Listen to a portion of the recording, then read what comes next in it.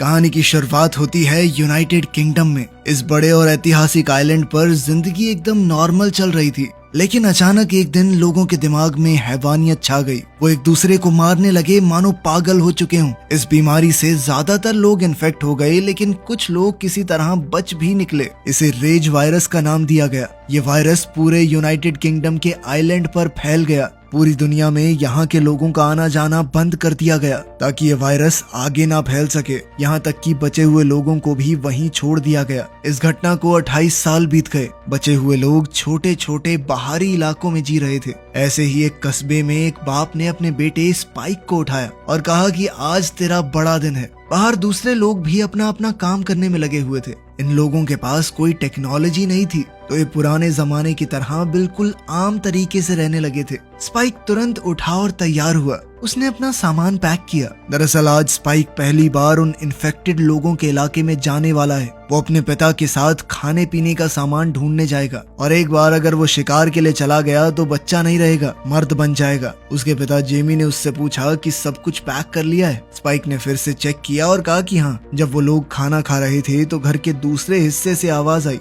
Spike की माँ उठ गई थी। जेमी पहले उसके कमरे में गया और स्पाइक पीछे पीछे। माँ ने उनकी मदद न कर पाने के लिए उनसे माफी मांगी और स्पाइक को गले लगा लिया। उसने कहा कि सुबह से मेरे सर में बहुत दर्द है। वो ठीक होने की कोशिश तो करती है, लेकिन साफ दिख रहा था कि ये बीमारी उसे पकड़ चुकी है। माँ को दोबारा बिस्तर पर लेटाकर स्पाइक अपने पिता जेमी के साथ निकल गया। जब वो लोग गांव से गुजर रहे थे तो लोग उन्हें अलविदा कहने बाहर निकले। कुछ लोग हिम्मत दे रहे थे तो कुछ बस सर हिलाकर इज्जत। एक छोटी लड़की ने तो स्पाइक को एक फल भी दिया। इस कस्बे के गेट पर वहाँ की लीडर जेनी उनका इंतजार कर रही थी। जेनी ने फिर उन्हें अपने कस्बे के नियम याद दिलाए। एक बार तुम लोग बाहर चले गए तो वापस आ सकते हो, लेकिन अगर नहीं आए तो कोई तुम्हें बचाने नहीं जाएगा। ये हमने बहुत सी ठोकरें खाकर सीखा है। बहुत लोग गए और ज्यादातर वापस नहीं आए। मतलब जब तुम मेन लैंड पर जाओगे तो सिर्फ अपने भरोसे हो, समझे? जेमी और स्पाइक ने हामी भरी। फिर जेनी ने वॉचमैन एंट से पूछा कि सब ठीक तो है ना,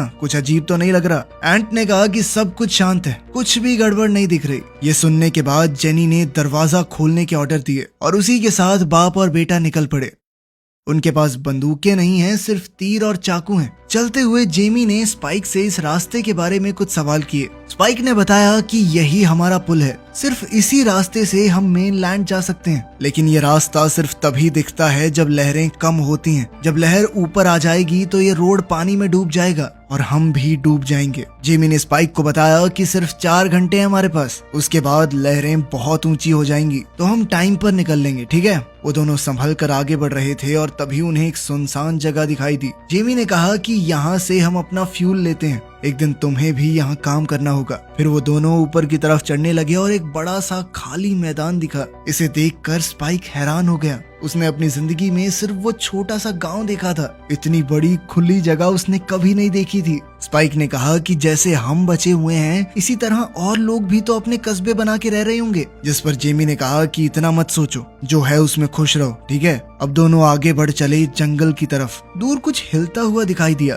वो एक बड़ा सा इन्फेक्टेड आदमी था। उसका शरीर टेढ़ा मेढ़ा और गंदा था, अजीब और डरावना। जेमी ने उसकी ओर इशारा करके स्पाइक को बताया कि क्या करना है। एक इन्फेक्टेड देखा है तो मतलब आसपास और भी होंगे। हर तरह के इन्फेक्टेड इंसान को अलग तरीका है मारने का। इस वाले की गर्दन पर गोली मारनी होगी। वो इन्फेक्टेड अजीब तरीके से चल रहा था। उसके ऊपर फंगस और चिपचिपा सा कुछ लगा हुआ था। उसकी काली चमड़ी लटक रही थी। शरीर आधा जिंदा आधा मरा हुआ। वो जमीन पर घिसड़ घिसड़ कर चल रहा था। जल्द ही वो कुछ खाने लगा। स्पाइक ने अपना तीर कमान निकाला और निशाना साधा। उसका तीर बिल्कुल गर्दन के पार हो गया, लेकिन पीछे से एक और इन्फेक्टेड आ गया। जेमी ने उसे देख लिया और फटाक से निशाना लगाया। धीरे धीरे और भी इन्फेक्टेड लोग आने लगे। जेमी ने बड़ी शांति से काम लिया। उसने एक एक करके सटीक निशाने लगाते हुए सबको मार डाला। फिर उन्हें एक छोटी इन्फेक्टेड बच्ची दिखाई दी। उन दोनों ने ही उस पर तीर नहीं चलाया और वो लड़की भाग गई। जेमी ने स्पाइक को शाबाशी दी। अच्छा शॉट था। तो कैसा लग रहा तुम्हें अपने पहले शिकार के बाद? स्पाइक ये सारा खून खराबा देखकर थोड़ा डरा हुआ था। जेमी ने कहा कि बुरा महसूस मत कर,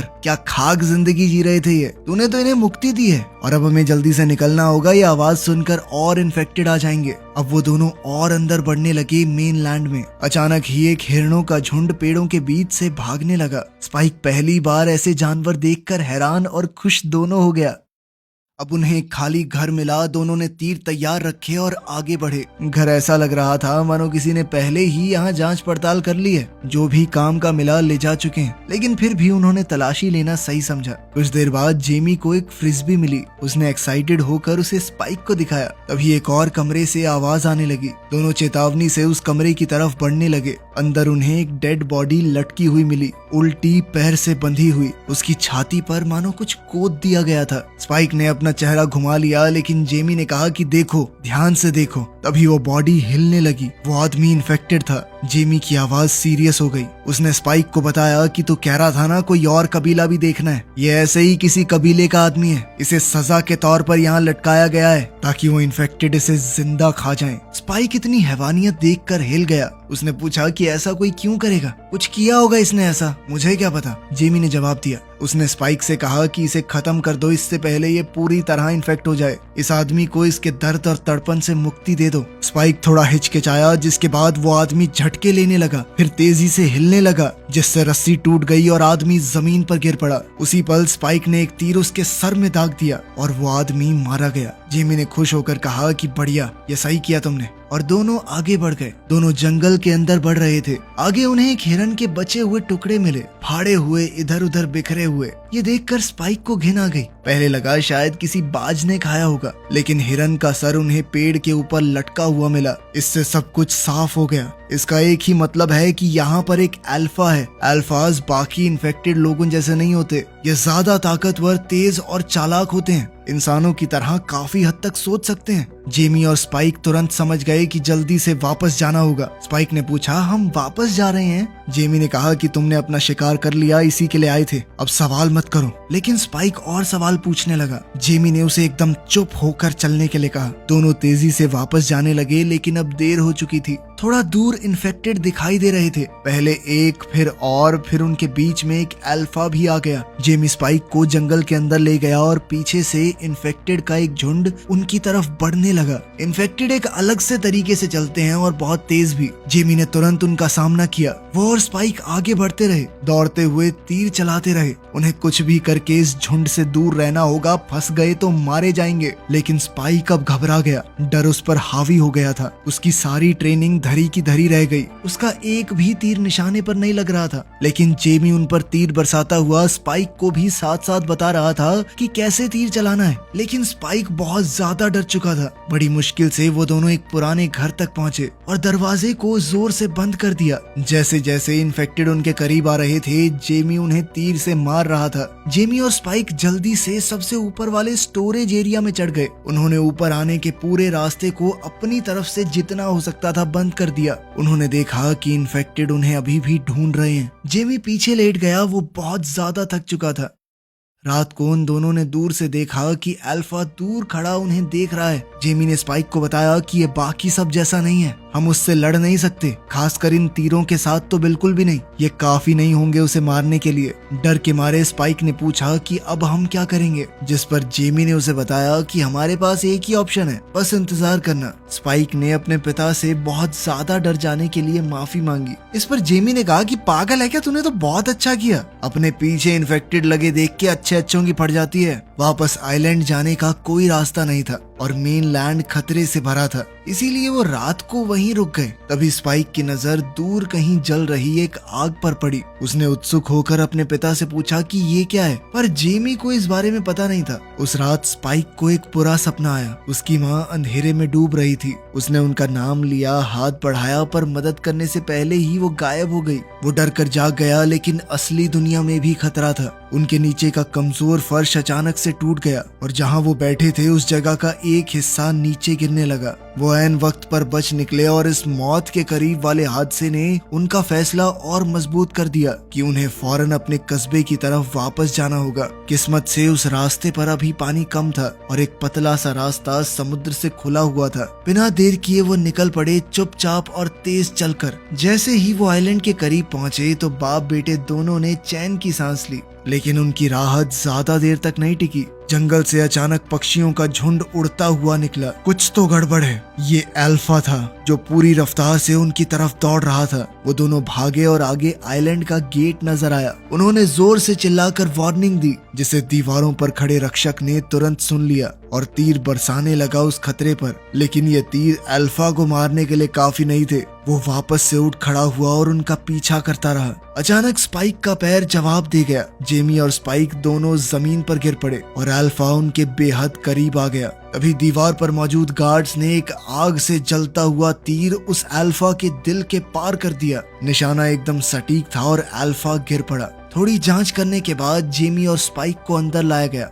सभी लोगों ने पूरे जोर शोर से उनका स्वागत किया। स्पाइक के लिए पूरा जश्न रखा गया। जेमी ने भी सबके सामने उसकी पूरी तारीफ की और कहानियां सुनाने लगा कि कैसे स्पाइक ने सबको ढेर कर दिया। लेकिन इस शोर शराबे के बीच में भी स्पाइक का ध्यान कहीं और ही था। उसने अपने पिता को एक औरत के साथ चुपके से कहीं जाते देखा। उसने उनका पीछा किया और देखा कि वो एक दूसरे के करीब आ रहे थे। ये देखकर वो अंदर से टूट गया। चुपचाप जश्न को छोड़कर वो अकेला घर लौट आया, उलझन और दुख से भरा हुआ। जब वो घर आया तो सैम वहीं था। स्पाइक उसके साथ बैठ गया। उससे पूछा कि उसकी माँ कैसी है। सैम ने कहा कि ठीक है, वो ठीक हो जाएंगी। तब स्पाइक ने अपने दिल की बात कही। उसने कहा कि ये जश्न झूठा है, क्योंकि उसने तो सिर्फ एक इन्फेक्टेड को मारा था और जब वो लोग उसका पीछा कर रहे थे तो वो बहुत डर भी गया था। उसने वो सब बताया जो उसने गांव के बाहर देखा था। लेकिन उस आग वाली बात के बारे में सुनते ही सैम के चेहरे का रंग बदल गया। फिर उसने उस आदमी के बारे में बताया, डॉक्टर इयन केल्सन, जो कि कभी एक बहुत जाना माना विद्वान डॉक्टर था। केल्सन सालों पहले दुनिया से अलग थलग होके रहने लगा। अगर वो आग आज भी जल रही है तो इसका मतलब है कि केल्सन अभी भी जिंदा है। स्पाइक ने डॉक्टर के बारे में और पूछा, क्योंकि अब डॉक्टर्स बचे ही नहीं थे। लेकिन सैम ने ज्यादा कुछ बताने से इनकार कर दिया। अगले दिन जेमी नशे की हालत में घर लौट आया। उसकी खामोशी से थक कर स्पाइक ने उसका सामना किया। उसने कहा कि आपको पता है कि वहाँ एक डॉक्टर रहता है, लेकिन फिर भी अपनी पत्नी को वहाँ नहीं ले जा रहे। दूसरी औरतों के साथ रंगरलियां मनाते फिर रहे हो रात को। इस पर जेमी ने कहा कि वहाँ जाना खतरे से खाली नहीं है। सालों पहले एक मिशन के दौरान हम मेनलैंड पर गए थे डॉक्टर को देखने। वो आदमी लाशों से घिरा हुआ था। पता नहीं कितनी सारी लाशें थी वहाँ पर। एक एक करके उन्हें जला रहा था, लेकिन उसके चेहरे पर शिकन तक नहीं थी और उसने हाथ हिलाकर हमें वहाँ बुलाया। हम बहुत ज्यादा डर गए थे उसे देखकर। वो कोई साइको आदमी है, उसे मौत से डर नहीं लगता। स्पाइक ने पूछा कि अच्छा ये बता दो माँ को क्या हो रहा है। इस पर जेमी ने कहा कि सच बताऊं तो मैं भी नहीं जानता। ये सुनकर स्पाइक गुस्सा हो गया। उसने सीधा कहा कि अपनी पत्नी का ध्यान है नहीं, घूम रहे हो किसी के साथ। ये बात होते ही दोनों बाप बेटे में लड़ाई छिड़ गई। आखिरकार स्पाइक गुस्से में घर से बाहर निकल गया। उस रात स्पाइक ने गांव के राशन स्टोर में आग लगा दी, जिसके बाद लोग बहुत डर गए। पानी की बाल्टियों से आग बुझाने की कोशिश करने लगे।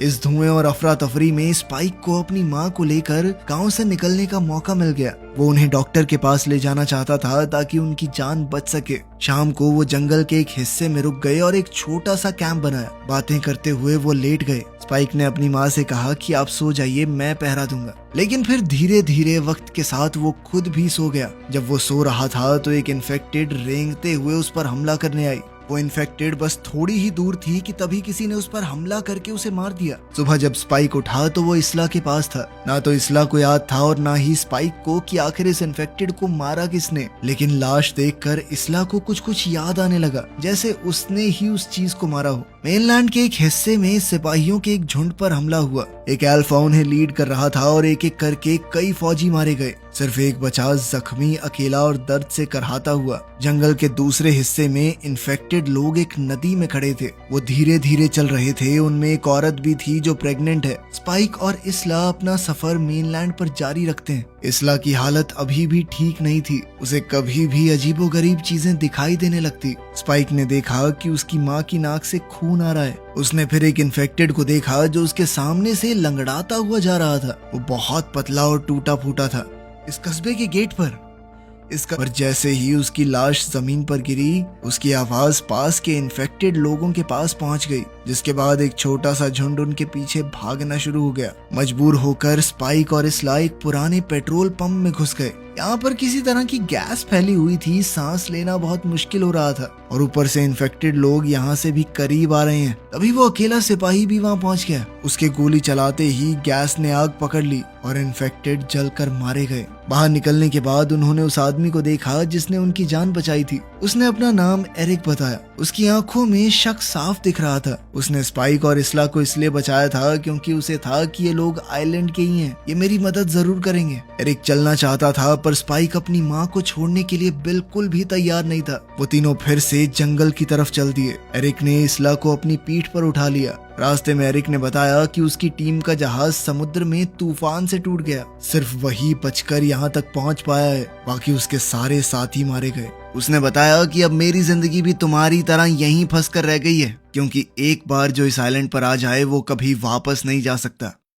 बैठकर आराम करते वक्त एरिक ने स्पाइक को अपने फोन में अपनी गर्लफ्रेंड की तस्वीर दिखाई, जिस पर स्पाइक बोला, इसकी शक्ल इतनी अजीब क्यों है। कुछ देर बाद फोन की बैटरी बंद हो गई, जिसके बाद एरिक ने उसे दूर फेंक दिया। आगे बढ़ने पर इसला की थोड़ी तबीयत ठीक हुई और उसने खुद चलना शुरू किया। तभी उसने एक अजीब सी आवाज सुनी। वो आवाज उसे खींच कर एक पुरानी ट्रेन तक ले गई, जो पेड़ों से घिरी हुई घास से ढकी हुई थी। अंदर जाकर उसने कुछ ऐसा देखा जो उसने कभी सोचा भी नहीं था। एक इन्फेक्टेड जो कि प्रेग्नेंट थी, वो दर्द से करहा रही थी और उसका बच्चा पैदा होने वाला था। इसला बिना कुछ सोचे अंदर चली गई और उस इन्फेक्टेड औरत की मदद करने लगी। डिलीवरी आसान रही और एक नया जन्म हुआ। जल्द ही उसने एक बच्चे को जन्म दिया। बच्चा बिल्कुल सही था, उसके अंदर ये बीमारी नहीं थी, पर जैसे ही वो माँ बैठी उसके अंदर की बीमारी जाग उठी और वो इसला पर झपट पड़ी। एरिक ने तुरंत बचाव किया। उसने इसला की तरफ मुड़कर कहा कि इस बच्चे को छोड़ दो, ये खतरा है। इसला नहीं मानी, बच्चे को अपनी गोद में लेकर उसके आगे खड़ी हो गई। उसे पूरा यकीन था कि वो उसे नुकसान नहीं पहुंचाएगी।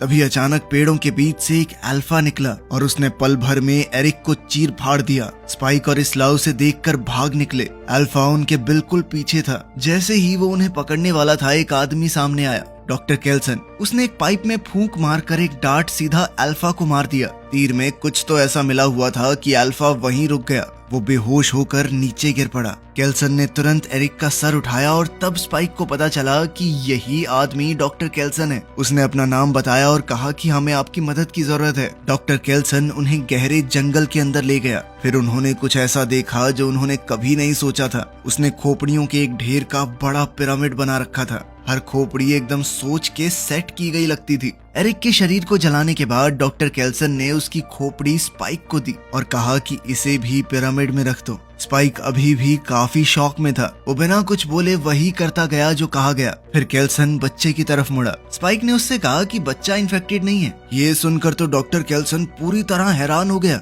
ये एक बड़ी खोज थी, यानी कि अब भी चांस है इंसानियत के बचने का इस आइलैंड पर। लेकिन बच्चे को जिंदा रहने के लिए दूध चाहिए। पानी से वो ज्यादा समय तक नहीं बच पाएगा।